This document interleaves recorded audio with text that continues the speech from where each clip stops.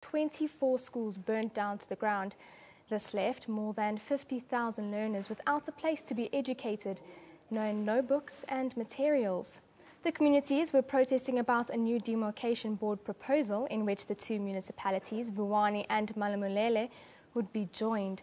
However, last week schooling began to resume at most schools.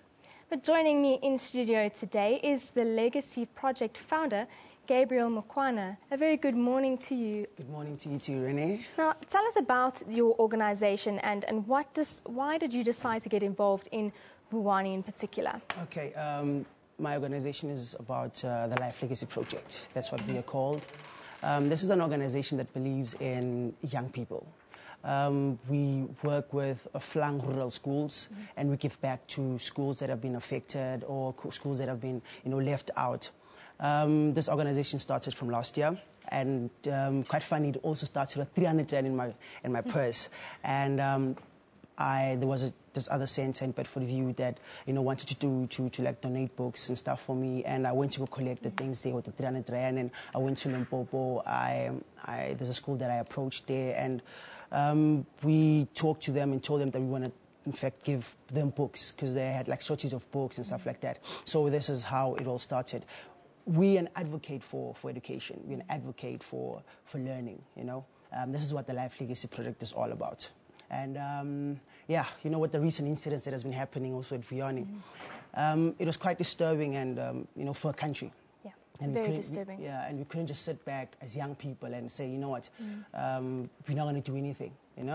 So I took it upon myself to actually go on this endeavor to actually collect books. And just to take you back, it hasn't been quite easy. I've been engaging with the Department of Education there. I've been asking some few companies to come in, just to go make a collection of study materials. And to be honest, the Department of Education right there that wasn't interested, just a couple of weeks back I was there to go pay a visit, and I told myself that, we're not just going to sit back and say, we're going to wait for them or anybody else. So I therefore went on a collection endeavor, and so far I have collected like 10,000 books. Wow. For Vuwani, with the help of the Humanitarian Centre in Bedfordview, and other people coming in and also, contributing towards this initiative. So how do you choose which schools? I mean, there was 24 schools, that's so many. Yeah. How do you choose which schools or which areas to donate those books to? You know what? We look at the ones that are mostly affected, because out of the 24 schools, there hasn't been, not all 24 burnt to ashes. Yes, yeah. And I was actually there last week. So we just look where there's a serious need, where there's serious intervention.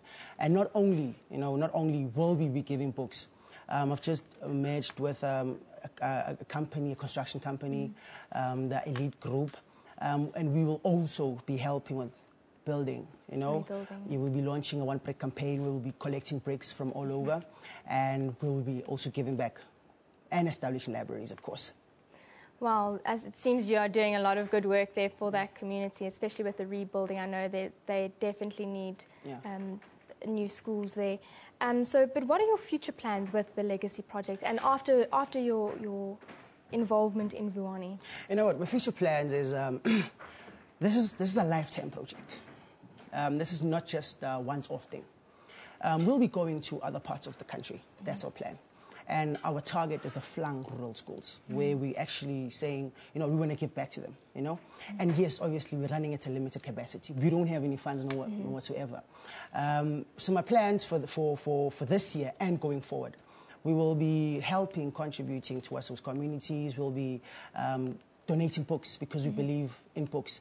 And another thing, as a young person, I believe that a person should be ashamed to die unless he or she has made a major contribution to humankind. You understand? Yeah. So it's my lifetime project. It's my lifetime initiative.